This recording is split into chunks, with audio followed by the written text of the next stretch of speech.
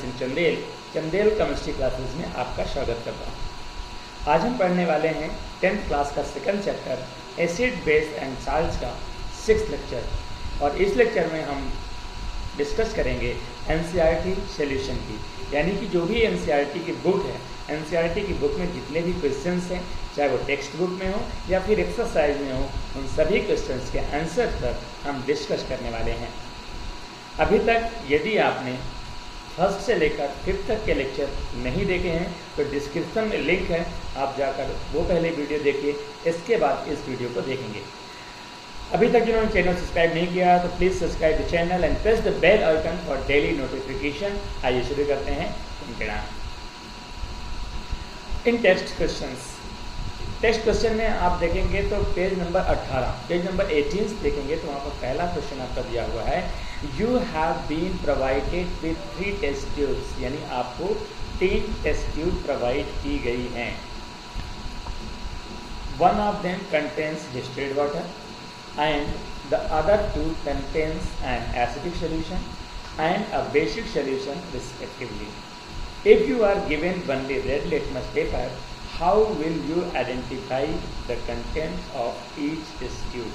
बहुत important question है और हमेशा बोर्ड एग्जाम में पूछा जाता है। पहले क्वेश्चन को समझने की कोशिश करते हैं। आपके पास 3 टेस्ट ट्यूब्स हैं, you have 3 test tubes and तीनों में जो सोल्यूशन भरा हुआ है, एक में डिस्टिल्ड वाटर है, इसमें एसिडिक सोल्यूशन है और दूसरे में बेसिक सोल्यूशन, और आपको पता नहीं है कि कौन सी टेस्ट ट्यूब में क्या रखा हुआ है। लेकिन आपके पास एक लिटमस पेपर है, रेड लिटमस पेपर, और आपको आइडेंटिफाई करना है कि कौन सा एसिड है, कौन सा बेस है और कौन सा न्यूट्रल है, यानी आपका जो डिस्टिल्ड वाटर है। ठीक है, तो इस क्वेश्चन को समझने के लिए बहुत सिंपल तरीके हैं। पहले इसमें जो आंसर लिखा है उस पर डिस्कस करते हैं और फिर मैं अपना व्यू आपको शेयर करता हूँ। In the color of red litmus does not change, then it is acid. अब रेड लिटमस पेपर है और हमने उसको डिप किया, और अगर रेड लिटमस पेपर ब्लू में कन्वर्ट हो गया मतलब that is basic in nature, तो एक आइडेंटिफाई हो जाएगा। If the colour of red litmus change to blue then it is base. If there is slight change in the colour of red litmus such as purple then it is distilled water. Actually अगर हम proper manner पे आपको explain करें तो आपको समझने की आवश्यकता है। जैसे मान लेते हैं हमारे पास 3 टेस्ट ट्यूब हैं, चलिए मैं आपको समझाने की कोशिश करता हूँ, आप लोग ध्यान से सुनेंगे तो प्रॉपरली आप समझ पाएंगे। आपके पास 3 टेस्ट ट्यूब हैं, मान लेते हैं आपके पास ये एक टेस्ट ट्यूब है, एक टेस्ट ट्यूब आपके पास ये है और एक टेस्ट ट्यूब आपके पास ये। अब ये तीनों टेस्ट ट्यूब में क्या रखा हुआ है, क्या नहीं रखा हुआ है, ये अपने को नहीं पता है, लेकिन ये जरूर पता है कि एक में एसिड है, एक में बेस और एक में न्यूट्रल सोल्यूशन। अब आपके पास रेड लिटमस पेपर है, और रेड लिटमस पेपर यदि आपने मान लेते हैं आपके पास रेड लिटमस पेपर है, क्या है आपके पास रेड लिटमस पेपर है, और यदि आपने तीनों में डिप किया और वो किस में कन्वर्ट हो गया, ब्लू में। यदि ब्लू में कन्वर्ट हो गया मतलब क्या होगा, दैट इज बेस। लेकिन 2 टेस्ट ट्यूब होंगे जहाँ पर कोई भी चेंज नहीं होगा, नो चेंज, और अगर नो चेंज है तो इट्स मीन्स वो एसिड भी हो सकता है और न्यूट्रल भी हो सकता है। अब दोनों कैसे आइडेंटिफाई करेंगे, यहाँ पर सबसे इम्पॉर्टेंट पॉइंट ये है कि अपन के पास एक आइडेंटिफाई हो चुका है बेस। बेस को हम मिलाएंगे एक टेस्ट ट्यूब में और दूसरे टेस्ट ट्यूब में भी बेस मिलाएंगे। अगर हम बेस को, ठीक है, अब दोनों पे फिर से हम रेड लिटमस पेपर करेंगे। अगर रेड लिटमस पेपर ब्लू में जिसमें कन्वर्ट हो गया मतलब वो डिस्टिल्ड वाटर है, क्योंकि डिस्टिल्ड वाटर में जब बेसिक नेचर का बेस डालेंगे तो बेसिक कन्वर्ट हो जाएगा। तो जब नीला हो गया मतलब बेसिक है मतलब दैट इज डिस्टिल्ड वाटर। लेकिन अगर हम बात करें वो कन्वर्ट तो नहीं हो रहा है कुछ भी, इसका मतलब क्या होगा कि वो न्यूट्रल है, और न्यूट्रल कब होगा, जब हम एसिड में बेस को डालेंगे। इसका मतलब पहले जो था वो एसिड था, उसके बाद हमने बेस मिला दिया, तो जैसे एसिड और बेस दोनों आपस में मिले न्यूट्रल सोल्यूशन बना, और इस वजह से कोई भी कलर चेंज नहीं। आइए नेक्स्ट पेज में देखते हैं, पेज नंबर 22 में पहला क्वेश्चन आपका दिया हुआ है, why should curd and sour, why should curd and sour substance not be kept in brass and copper vessel। यानी जो भी आपके एसिडिक नेचर के सब्सटेंस हैं, वो चाहे कि कर्ड हो या फिर कोई और चीज़ हो, उनको हम ब्रास या फिर कॉपर के वेसल में क्यों नहीं रखते हैं। उसका रीज़न है कि एसिड क्या होता है, वो हाई रिएक्टिव होता है, और जो जैसे ही क्या कहते हैं कॉपर और ब्रास के कांटेक्ट में आता है तो उससे रिएक्ट करते हैं और उसका जो सरफेस होता है वो करोड हो जाता है और इसी वजह से हम उसको नहीं रखते हैं। ठीक है, आंसर यहाँ पर लिखा हुआ है curd and other source substance contain acid, therefore when they are kept in brass and copper vessel the metal react with acid to liberate hydrogen gas and harmful products thereby spoiling of food, जो कि भोजन को नुकसान कर देता है, spoil बना देता है, जहरीला बना देता है, खराब कर देता है। That's why the reason. Next question है आपका question number 2, which gas is usually liberated when an acid react with a metal, illustrate with an example how will you test for the presence of the gas। Question कह रहा है कि अगर कोई भी acid किसी भी मेटल के साथ रिएक्ट करेगा तो कौन सी गैस निकलेगी, और जो भी गैस निकलेगी उसको आइडेंटिफाई करने के लिए अपन क्या करेंगे। तो सिंपल सा तरीका है, सबसे सिंपल सी बात है, जब हमने एसिड और बेस की फिजिकल और केमिकल प्रॉपर्टी की चर्चा की थी तो अभी हमने बताया था कि कोई भी एसिड होता है जैसे ही वो रिएक्ट करता है मेटल के साथ तो हाइड्रोजन गैस निकलती है 100%। अब हाइड्रोजन गैस को टेस्ट कैसे करना है तो उसके बहुत सारे तरीके हैं, फिलहाल हम आंसर देख लेते हैं। Hydrogen gas is usually liberated when acid react with metal, सीधी बात है, जब एसिड मेटल के साथ रिएक्ट करता है तो हाइड्रोजन गैस रिलीज होती है। Take few piece of zinc ले लीजिए, ऐड 5 ml डाइल्यूट H2SO4 यानी एसिड डाल दीजिए and shake and toss the gas produce into a soft solution, then bubbles and soft solutions are form, these soft bubbles contain hydrogen gas। We can test the involved hydrogen gas by it burning with a pop sound when a candle is brought near the soft bubbles। एक चित्र की मदद से समझने की कोशिश करते हैं। यहाँ पर एक फिगर आपको दिखाई दे रहा है। इस फिगर में आपके पास क्या क्या है, एक आपके पास आयरन स्टैंड है, स्टैंड में हमने एक टेस्ट ट्यूब लगा रखी है, टेस्ट ट्यूब में एक कार्क से इसको कवर कर रखा है और एक डिलीवरी ट्यूब हमने अटैच की है जो कि सॉफ्ट सोल्यूशन में डीप है। अब यहाँ पर जो आपका टेस्ट ट्यूब है, टेस्ट ट्यूब में हमने H2SO4 एसिड के रूप में और जिंक मेटल के रूप में दोनों को लिया। जब दोनों को हम एक साथ मिलाते हैं तो ये रिएक्ट करती है, रिएक्ट करने के बाद हाइड्रोजन गैस रिलीज होती है और हाइड्रोजन गैस इस डिलीवरी ट्यूब के माध्यम से निकलती है और निकलकर धीरे धीरे कहाँ जाती है, सॉफ्ट सोल्यूशन में। तो जैसे ही सॉफ्ट सोल्यूशन के अंदर से कोई भी गैस निकलती है तो बबल्स फॉर्म होते हैं और वो बबल्स धीरे धीरे आसमान में उड़ने लगते हैं। जैसे ही हम जलती हुई कैंडल बबल्स के पास ले जाते हैं तो बबल्स फटते हैं, पॉप साउंड के साथ हाइड्रोजन गैस जलती है, इससे आइडेंटिफाई हो रहा है, दैट इज हाइड्रोजन गैस। आइए नेक्स्ट क्वेश्चन देखते हैं। तो नेक्स्ट क्वेश्चन है, metal compound are react with dilute hydrochloric acid to produce effervescences, the gas evolved excited to burning candle, write a balanced chemical equation for the reaction if one of the compound formed is calcium chloride। यहाँ हम बात करने वाले हैं कि आपके पास कोई metal है, मेटल का नाम नहीं बताया गया है, उसको आइडेंटिफाई किया गया है ए, और वो जब भी डाइल्यूट हाइड्रोक्लोरिक एसिड के साथ रिएक्ट करता है तो क्या प्रोड्यूस करता है, गैस प्रोड्यूस करता है। और वो गैस क्या होती है, लिबरेटिंग गैस क्या होती है, the gas evolve interested in burning candle, बुझाने का काम करती है। वो गैस क्या करती है, बुझाने का काम करती है। Right the balance chemical equation. तो आपको पता होना चाहिए कि सिंपल सी बात है, जब भी कोई भी एसिड मेटल के साथ रिएक्ट करेगा, मेटल के साथ रिएक्ट करेगा, क्या एसिड तो हाइड्रोजन गैस फॉर्म होगी। साथ में अगर हम बात करें कहाँ से जो गैस रिलीज हो रही है, वो गैस कौन सी रिलीज हो रही है, वो कार्बन डाइऑक्साइड रिलीज हो रही है। तो यहाँ पर जो रिएक्शन होगी वो होगी कैल्शियम कार्बोनेट सॉलिड फॉर्म में है, किसके साथ रिएक्ट कर रही है, HCl के साथ। जैसे रिएक्ट कर रही है तो CaCl2, यहाँ पर लिखा हुआ है compound form with calcium chloride, यानी जो कंपाउंड फॉर्म हो रहा है कैल्शियम क्लोराइड फॉर्म हो रहा है, यहाँ पर कैल्शियम क्लोराइड फॉर्म होगा।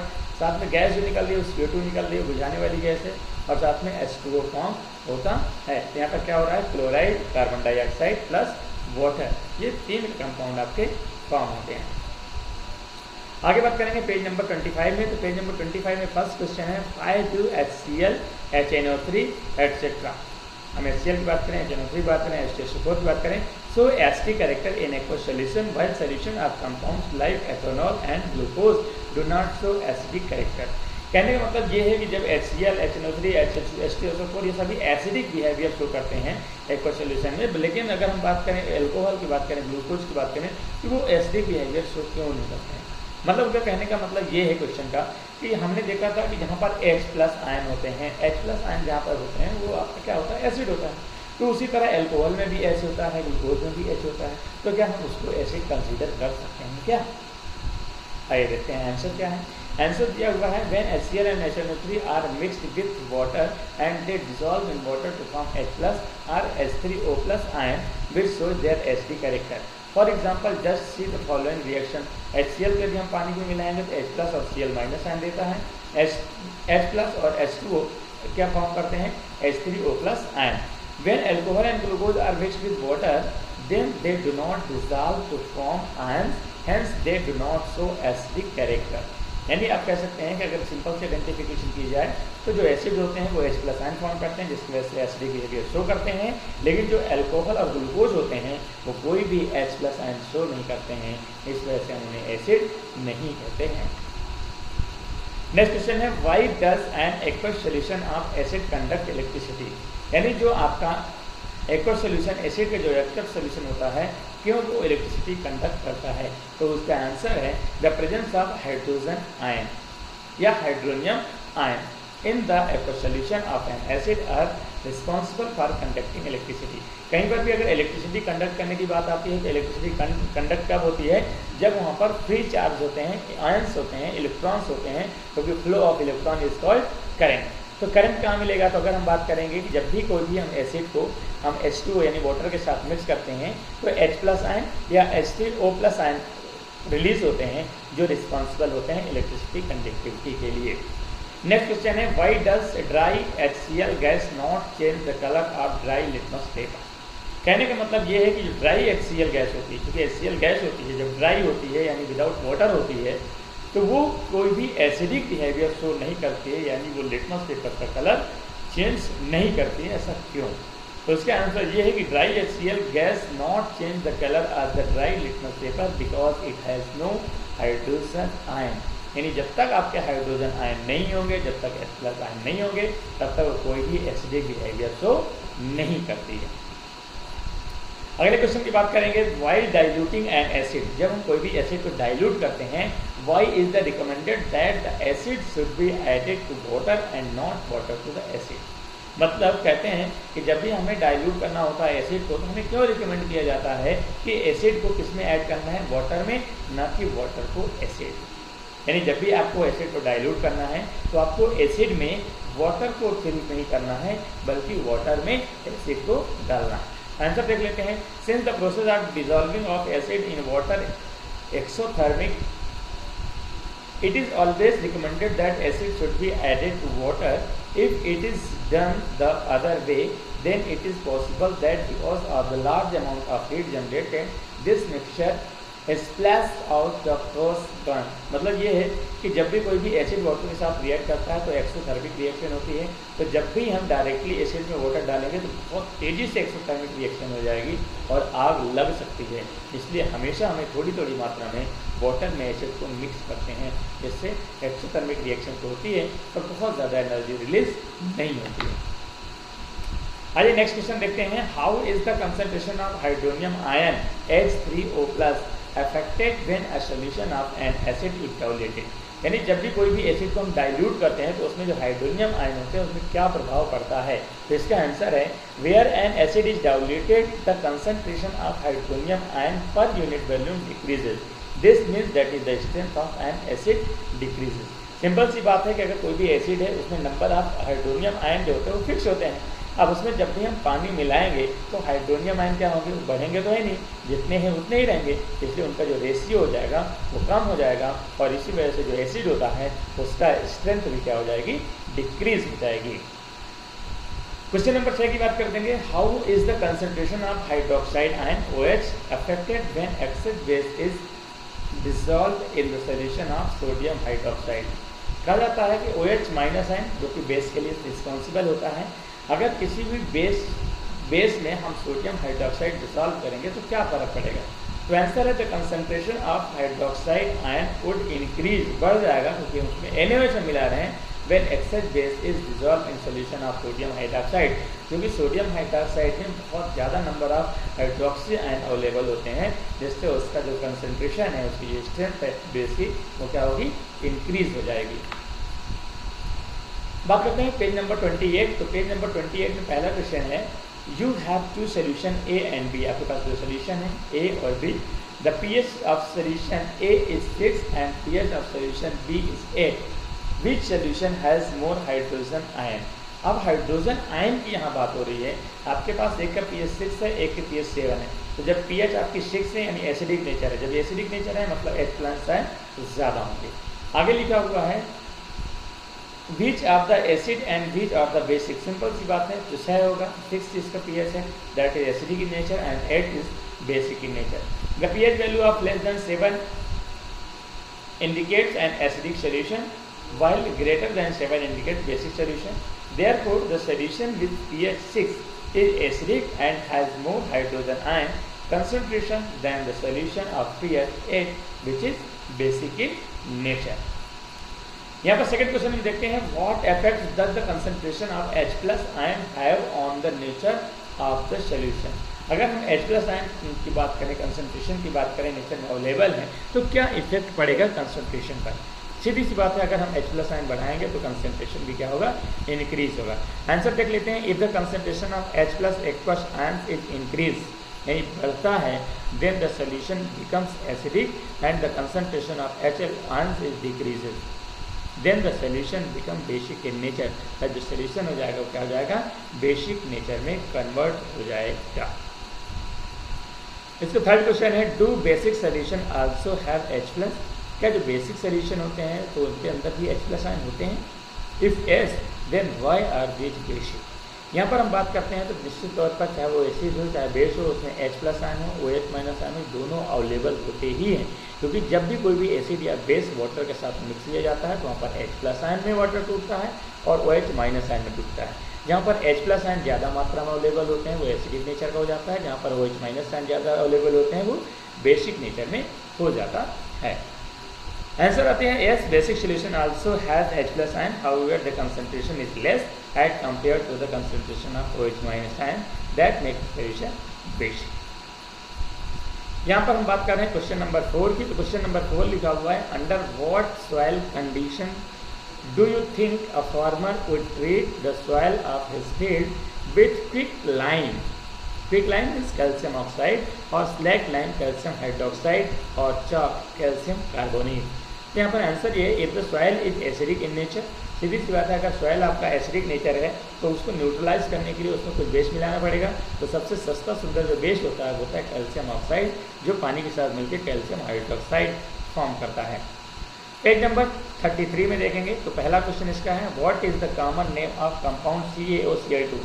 CaCl2 बोलते हैं कैल्शियम ऑक्सीक्लोराइड, और कैल्शियम ऑक्सीक्लोराइड का नाम क्या होता है, ब्लीचिंग पाउडर। अब बात करते हैं सेकंड क्वेश्चन की, name of the substance which is treatment with chlorine is bleaching powder. तो कौन सा सब्सटेंस है, तो आपको पता है तो होता है calcium hydroxide. Calcium hydroxide COH का whole twice. Name the sodium compound which is used for softening hard water, यानी हार्ड वाटर को सॉफ्ट करने के लिए हम क्या यूज़ करते हैं, तो उसके लिए हम यूज़ करते हैं सोडियम कार्बोनेट हाइड्रेटेड, जिसे हम बोलते हैं वॉशिंग सोडा। फोर्थ क्वेश्चन है what will happen if the solution of sodium hydrogen carbonate is heated. Sodium hydrogen carbonate यानी बेकिंग सोडा। तो जब बेकिंग सोडा का सोल्यूशन को हम गर्म करेंगे तो क्या होंगे, give the equation of the reaction involve. उसके लिए आपको क्या देना है, रिएक्शन भी बतानी है। When sodium hydrogen carbonate is heated, then sodium carbonate and water is formed। सीधी सी बात है, जब सोडियम और हाइड्रोजन कार्बोनेट को अपन गर्म करेंगे क्या हो जाएगा, सोडियम कार्बोनेट और वाटर फॉर्म होगा along with the evolution of hydrogen को कार्बन डाइऑक्साइड गैस। रिएक्शन यहाँ पर है 2NaHCO3 यानी सोडियम हाइड्रोजन कार्बोनेट या सोडियम बाइकार्बोनेट या इसे कहते हैं बेकिंग सोडा। जब बेकिंग सोडा को हम हीट करेंगे, गर्म करेंगे तो फॉर्म होगा सोडियम कार्बोनेट, साथ में H2 और साथ में कौन सी गैस निकलेगी, CO2 यानी कार्बन डाइऑक्साइड। फिफ्थ क्वेश्चन इसका देखेंगे तो right an equation two show the reaction between plaster of Paris and water. तो जब भी प्लास्टर ऑफ पेरिस को वाटर के साथ मिक्स करते हैं तो जिप्सम फॉर्म होता है। प्लास्टर ऑफ पेरिस का जो फॉर्मूला होता है CaSO4.2H2O प्लस उसमें हम जो वाटर मिक्स कर रहे हैं वो 3/2 H2O वाटर मिक्स करेंगे। जैसे ही दोनों को हीट करेंगे मिलाने के बाद तो CaSO4.2H2O फॉर्म होगा, जिसे हम कहते हैं जिप्सम। आइए अब बात करते हैं पेज नंबर 24 एक्सरसाइज क्वेश्चंस की। तो एक्सरसाइज क्वेश्चन में फर्स्ट क्वेश्चन है आपका, a solution turns red litmus blue, it's pH is likely to be. यानी कोई भी सॉल्यूशन यदि रेड लिटमस को ब्लू में कन्वर्ट करता है, इसका मतलब 100% वो बेसिक नेचर का है, और जो वो बेसिक नेचर का है इसका मतलब उसकी जो pH वैल्यू कितनी होनी चाहिए, 7 से ऊपर। तो इसमें ऑप्शन है 1 7 से कम है, ये भी 7 से कम है, ये भी 7 से कम है, लेकिन 10 7 से ऊपर है, बेसिक नेचर का, मतलब आपका आंसर कौन सही होगा, डी। नेक्स्ट क्वेश्चन है, solution react with crisp egg cells to give a gas that turns lime water milky, the solution contains। Simple सी बात है, कोई भी सोल्यूशन जब एग सेल्स के साथ यानी कैल्शियम कार्बोनेट के साथ रिएक्ट करेगा तो 100% क्या निकलती है, कोई गैस निकलती है। यहाँ पर निकल रही है CO2 कार्बन डाइऑक्साइड गैस, जो कि मिल्की कन्वर्ट कर देती है किसको, लाइम वाटर को। लाइम वाटर को मिल्की में कन्वर्ट कर रहा है, इसका मतलब CO2 गैस है। और जब एग सेल से CO2 गैस रिलीज होती है, इसका मतलब एग सेल किससे रिएक्ट कर रहा है, एसिड से। और यहाँ पर एग्जांपल में NaCl आपका साल्ट है, HCl एसिड है, ये LiCl जो है ये भी साल्ट है, KCl ये भी साल्ट है, तो HCl आपका एसिड है, इसका मतलब आपका ऑप्शन कौन सा होगा, ऑप्शन बी।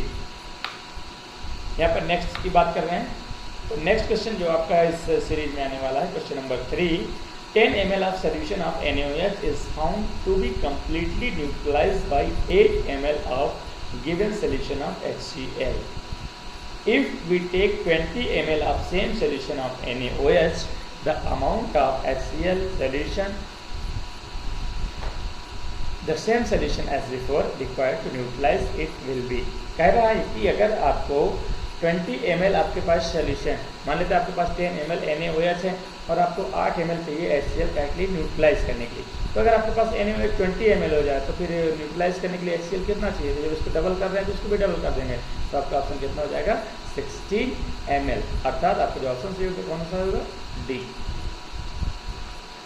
यहाँ पर इसका अगला क्वेश्चन अगर हम ध्यान से देखेंगे तो अगला क्वेश्चन आपको कहता है कि which one of the following type of medicine in used for treating indigestion.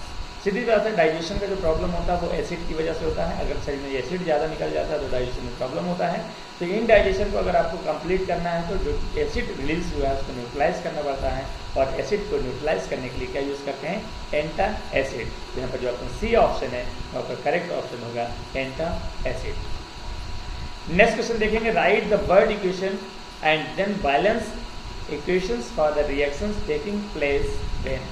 यहाँ पर आपके पास कुछ वर्ड इक्वेशन लिखी हुई है, इन इक्वेशंस को आपको क्या करना है, इक्वेशन में कन्वर्ट करना और साथ में उनको बैलेंस करना। तो फर्स्ट चैप्टर में हमने इन चीज़ को लिए सारी बातों पर क्लियर किया था, और अगर आप लोगों ने लेक्चर नहीं देखा है तो जाइए हमारे चैनल पे, वहाँ पर जो फर्स्ट चैप्टर है केमिकल रिएक्शन एंड इक्वेशन का सेकेंड पार्ट देखेंगे तो वहाँ पर how to balance chemical equation है, तो वहाँ से आप सीख सकते हैं। यहाँ पर सबसे पहले सबसे ज़्यादा इंपॉर्टेंट ये होता है कि वर्ड इक्वेशन में जो भी केमिकल्स या कंपाउंड्स का नाम लिखा होता है उसका आपको फॉर्मूला पता होना चाहिए। तो नॉर्मल तौर पे यहाँ पर है डाइल्यूट सल्फ्यूरिक एसिड, तो जब डाइल्यूट सल्फ्यूरिक एसिड है इसका मतलब उसका जो फॉर्मूला होगा वो H2SO4 होगा। तो H2SO4 ये हो गया, डाइल्यूट हो गया। फिर आपके साथ रिएक्ट किस कर रहा है, रिएक्ट विद जिंक, जिसका मतलब किसका रिएक्ट कर रहा है, जिंक। तो अपने को पता है कोई भी मेटल जब भी एसिड के साथ रिएक्ट करता है तो साल्ट प्लस H2 निकलती है। तो यहाँ से हम क्या करेंगे, यहाँ से जो H2 है वो निकाल के बाहर कर देंगे, जो बचेगा उसको लिख देंगे, वही क्या हो जाएगा आपका साल्ट। इसी तरह दूसरा है आपका dilute hydrochloric acid react with magnesium riven. Dilute hydrochloric acid है, मैग्नीशियम के साथ रिवेन कर रहा है, वही रिएक्शन होगी, हाइड्रोजन रिलीज हो जाएगी और साथ में जो बचा वो क्या रहेगा, साल्ट। तीसरा है dilute sulphuric acid react with aluminium powder. यहाँ पर भी वही हो रहा है, सल्फ्यूरिक एसिड है, एल्युमिनियम के साथ रिएक्ट कर रहा है, तो एल्युमिनियम क्या करेगा, हाइड्रोजन को रिप्लेस कर देगा, और यहाँ पर जो कंपाउंड बनेगा सॉल्ट से फॉर्म होगा वो होगा एल्युमिनियम सल्फेट, Al2SO4 का होल राइस। नेक्स्ट एंड लास्ट है dilute hydrochloric acid react with iron filings. यहाँ पर HCl रिएक्ट कर रहा है किसके साथ, फेरस। फेरियस मतलब होता है आयरन। आयरन मेटल होता है, जो एसिड होता है, जब एसिड मेटल के साथ रिएक्ट कर रहा है तो साल्ट, और साथ में क्या, हाइड्रोजन गैस लिबरेट होती है। नेक्स्ट क्वेश्चन है, compound such as alcohol and glucose also contain hydrogen but not categorized as acid, describe an activity to prove it. इसके पहले भी अभी हमने इस क्वेश्चन को किया था, लेकिन वहाँ पर एक्टिविटी नहीं थी, यहाँ पर एक्टिविटी के थ्रू हम करने वाले हैं। तो ध्यान से क्वेश्चन के आंसर को समझने की कोशिश करना। क्वेश्चन कहता है कि जो ग्लूकोज होता है या फिर आपका अल्कोहल होता है वहाँ पर भी हाइड्रोजन होता है, फिर हम उसे एसिड कंडीशन कंसिडर क्यों नहीं करते हैं। यहाँ पर आंसर लिखा हुआ है, टू नेल्स आर फिटेड, जो एक्टिविटी करने वाले हैं, 2 nails are fitted in cork and then they are kept in 100 ml beaker. यहाँ पर 2 कॉर्क ले लिया और कॉर्क में हमने 2 वायर कनेक्ट कर दिए हैं और 100 ml बीकर में हमने उनको रख दिया है। साथ में the nails are then connected to their terminal 6 volt battery, और जो नेल्स है उसके जो टर्मिनल्स हैं एक पॉजिटिव एक नेगेटिव दोनों से 6 वोल्ट बैटरी और स्विच से कनेक्टेड है। Some dilute acid poured in the beaker and current switch on. एक में आपको क्या करना है, एसिड डालना है और स्विच को ऑन करना है। जैसे स्विच ऑन करेंगे तो ये क्या करेगा, इलेक्ट्रिसिटी कंडक्ट करेगा। लेकिन same experiment is then perform with glucose solution and alcohol, और यही एक्सपेरिमेंट आपको किसके साथ करना है, ग्लूकोज और अल्कोहल के साथ भी करना है, लेकिन वहाँ पर आपको इलेक्ट्रिसिटी कंडक्ट होती हुई दिखाई नहीं देगी। It's mean you can say that acid conduct electricity because of H+ ion. Without ion electricity can not be. इस जो अभी अपन एक्सपेरिमेंट किया उस एक्सपेरिमेंट ऑब्जर्वेशन क्या होगा, it will be observe that the bulb glows in HCl। HCl के साथ bulb आपका होगा ग्लो होगा, यानी इलेक्ट्रिसिटी कंडक्ट होगी HCl solution and does not glow in glucose solution. लेकिन ग्लूकोज और जो अल्कोहल का सोल्यूशन होगा वहाँ पे ग्लो नहीं करेगी। इसका रिजल्ट क्या होगा, HCl dissociate into H+ and Cl- ion, their ions conduct electricity. HCl जो होता है वो H+ आयन और Cl- आयन में डिसोसिएट हो जाता है, जिसके बाद इलेक्ट्रिसिटी कंडक्ट होती है। लेकिन जो आपका ग्लूकोज होता है या फिर जो आपका अल्कोहल होता है उसमें कोई भी आयन प्रोड्यूस नहीं होते हैं। अगर कंक्लूजन की बात करेंगे तो कंक्लूजन है from this activity you can conducted that all acid contains hydrogen but not all compounds containing hydrogen are acid. यानी जितने भी एसिड्स होते हैं वो हाइड्रोजन कंटेन करते हैं, पर जितने भी हाइड्रोजन कंटेन करने वाले कंपाउंड्स होंगे वो एसिड होंगे, ऐसा जरूरी नहीं है। दैट्स वाई दो alcohol and glucose contain hydrogen, यही वजह है कि हाइड्रोजन और अल्कोहल दोनों में हाइड्रोजन होता है, but they are not categorized as acid, लेकिन वो कैटेगराइज नहीं होते हैं, एसिड कंसिडर्ड नहीं होते हैं। यहाँ पर हम बात रहे हैं क्वेश्चन नंबर 7 की। क्वेश्चन नंबर 7 कहता है why does distilled water not conduct electricity whereas rain water does. यानी जो आपके डिस्टिल्ड वाटर होता है वो इलेक्ट्रिसिटी कंडक्ट नहीं करता है, लेकिन जो आपका रेन वाटर होता है यानी बारिश का पानी होता है वो इलेक्ट्रिसिटी कंडक्ट करता है। क्यों? यहाँ पर सोचने और समझने वाली बात है, जो आपका डिस्टिल्ड वाटर होता है उसमें कोई भी आयंस अवेलेबल नहीं होते हैं, इसलिए वो इलेक्ट्रिसिटी कंडक्ट नहीं करता है। लेकिन अगर हम बात करें रेन वाटर की, तो रेन वाटर में क्या होता है, रेन वाटर में विभिन्न प्रकार की गैसें होती हैं, जैसे आपका सल्फर डाइऑक्साइड है, कार्बन डाइऑक्साइड गैस है, मोनोऑक्साइड है, जिससे आपका जो रेन होती है वो एसिडिक हो जाती है, और एसिडिक होने की वजह से ही उसमें आयंस अवेलेबल होते हैं, और जिसकी वजह से वो इलेक्ट्रिसिटी को कंडक्ट करता है। Why do acid not show acidic behavior in the absence of water? क्या रीज़न है कि जो एसिड होते हैं वो एसिडिक बिहेवियर नहीं शो करते हैं, कब? Absence of water.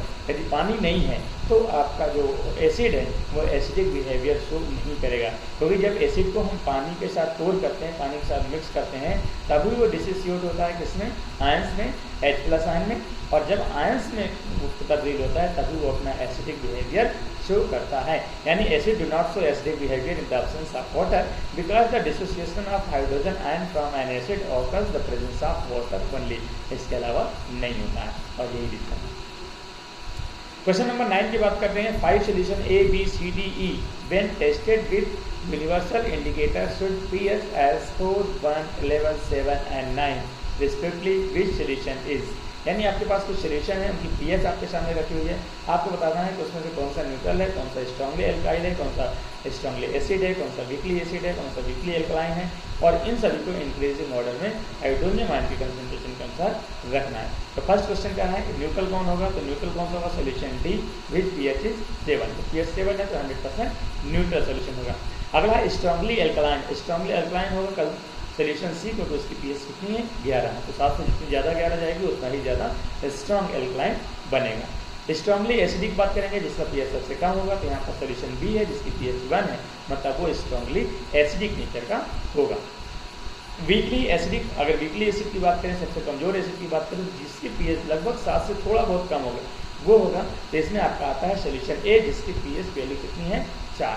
अगर वीकली एल्कलाइन की बात करते हैं सोल्यूशन ई होगा जिसकी पीएच वैल्यू 9 के बराबर है।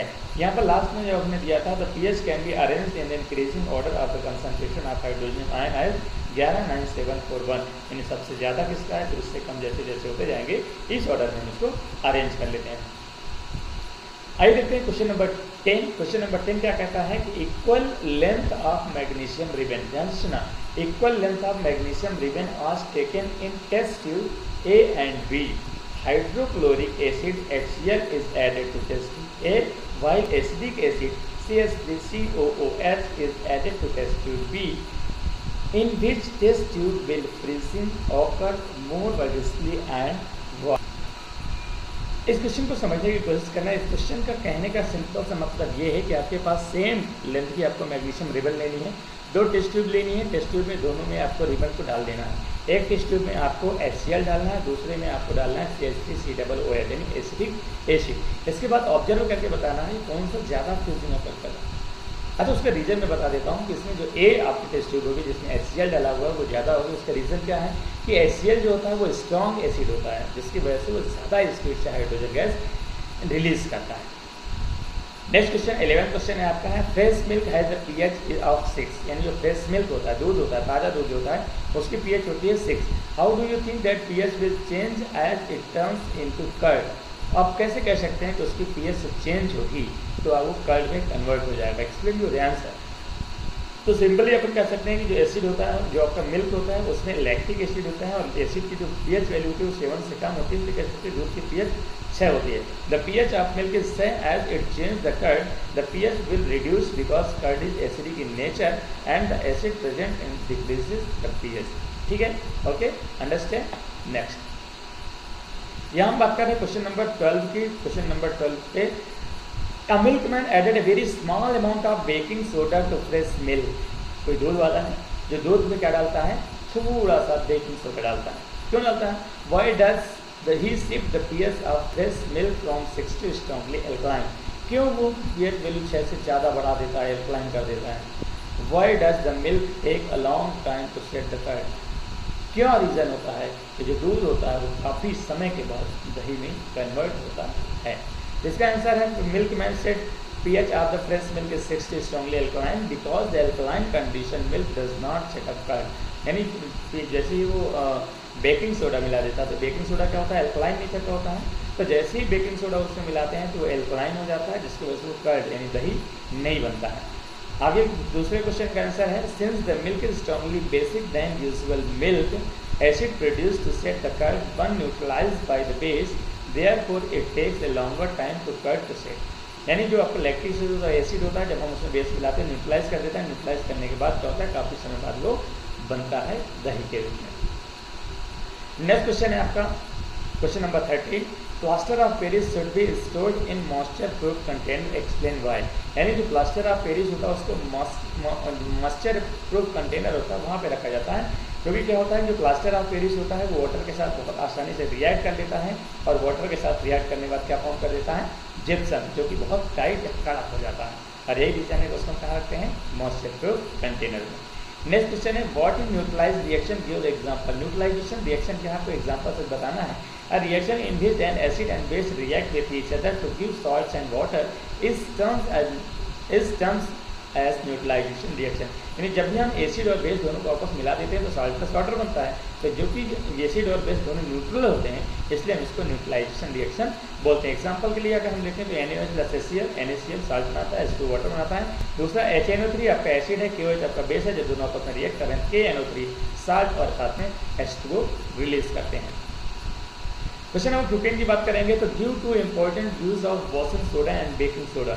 यानी वॉशिंग सोडा के 2 यूजेस बताना है और आपके बेकिंग सोडा के 2 यूजेस बताना है। तो वॉशिंग सोडा की बात करें तो important uses of washing soda are, it is use to glass, soap and paper industry, and second use is removal permanent hardness of water. यानी जो आपका वॉशिंग सोडा होता है उसका यूज हम पेपर इंडस्ट्री में करते हैं, सॉप इंडस्ट्री में करते हैं, साथ में आपके ग्लास इंडस्ट्री में करते हैं। दूसरा इसका यूज ये होता है कि जो हार्ड वाटर होता है उसको सॉफ्ट करने के लिए यानी उसकी हार्डनेस को दूर करने के लिए यूज किया जाता है। अब बात करते हैं ब्लीचिंग पाउडर, बेकिंग सोडा की। तो 2 इंपॉर्टेंट यूज में बेकिंग सोडा क्या होते हैं, it is use to baking powder, baking powder बनाने में यूज करते हैं, और बेकिंग पाउडर कहाँ यूज होता है, baking soda and mild acid known as tartaric acid. Tartaric acid और उसको मिला देते हैं तो बन जाता है ब्लीचिंग पाउडर, और ब्लीचिंग पाउडर कहाँ यूज़ करते हैं, उसका हम यूज़ करते हैं किचन में, घर में यूज़ करते हैं केक वगैरह बनाने में। दूसरा इसका यूज़ है सोडा एसिड फायर सिस्टम, यानी जो आपका आग बुझाने का होता है उसके अंदर भी हम इसका यूज़ करते हैं। एक्सरसाइज फिनिश हो गई। यहाँ पर कुछ इंपॉर्टेंट क्वेश्चन है, अपन देख लेते हैं। पहला क्वेश्चन है, why does tooth decay start when the pH of mouth is lower than 5.5। यानी क्या रीजन है कि हमारे दांत उखड़ने लगते हैं, टूटने लगते हैं, खराब होने लगते हैं जब उसका pH 5.5 से कम हो जाता है। तो जब 5.5 से आपका pH कम हो जाएगा, यानी कि जो आपका नेचर हो जाएगा वो एसिडिक हो जाएगा मुँह, और जब एसिड हो जाएगा तो एसिड क्या होता है, कैल्शियम कार्बोनेट जो आपका जो दांत होते हैं वो कैल्शियम के बने होते हैं, तो जब कैल्शियम के साथ रिएक्ट करने लगता है तो धीरे धीरे खराब होने लगते हैं। ठीक है, दूसरा रीजन आपको मैं बता देता हूँ, जैसे आप लोग टूथपेस्ट यूज़ करते हो, तो टूथपेस्ट जब अपन यूज़ करते हैं तो टूथपेस्ट क्या होता है, बेसिक नेचर का होता है, और जैसे ही हम उसको मुंह में ले जाते हैं तो मुंह में जो एसिड होता है उसको न्यूट्रलाइज करके समाप्त कर देता है, और यही रीज़न है कि टूथपेस्ट से हमारे दांत क्या होते हैं, सुरक्षित होते हैं। सेकेंड क्वेश्चन है, what would be the colour of the litmus in a solution of sodium carbonate. Sodium carbonate आपका क्या होता है, सोडियम कार्बोनेट बेसिक नेचर का होता है, तो जब उसमें हम कोई भी लिटमस पेपर ले जाएंगे तो क्या हो जाएगा, तो the colour of litmus in solution of sodium carbonate is blue, blue में कन्वर्ट हो जाएगा, क्यों, क्योंकि बेसिक नेचर का होता है। नेक्स्ट क्वेश्चन है, what is the common name of the compound CaOCl2, CaOCl2 calcium oxychloride, और इसका कॉमन नेम होता है ब्लीचिंग पाउडर। नेक्स्ट है, what is bleaching powder, how it prepared, यानी ब्लीचिंग पाउडर कैसे बनाया जाता है। तो सिंपल सा है कि bleaching powder is calcium oxychloride, it is prepared by the action of chlorine and dry slag lime, यानी ड्राई स्लैग लाइम जो होता है उसमें क्लोरीन मिला देते हैं तो वही क्या बन जाता है, ब्लीचिंग पाउडर।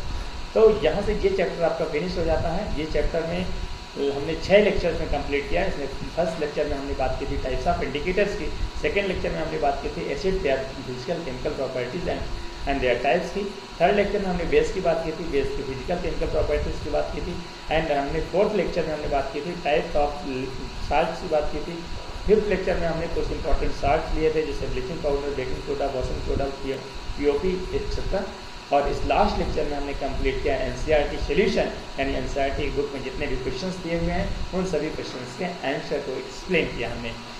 तो अगर अभी तक आपने चैनल को सब्सक्राइब नहीं किया है तो चैनल को सब्सक्राइब कीजिए, बेल आइकन को प्रेस कीजिए, ताकि जब भी हम कोई भी नया वीडियो डालें तो आपके नोटिफिकेशन बार में आ जाए, आपको ढूंढने की आवश्यकता ना पड़े। अगर अभी तक आपने पुराने लेक्चर्स नहीं देखे हैं तो यहाँ पर डिस्क्रिप्शन में लिंक दिए हुए हैं, आप उनको देख सकते हैं। Thanks for watching this video, please like, share and subscribe the channel for daily notification. Thank you so much.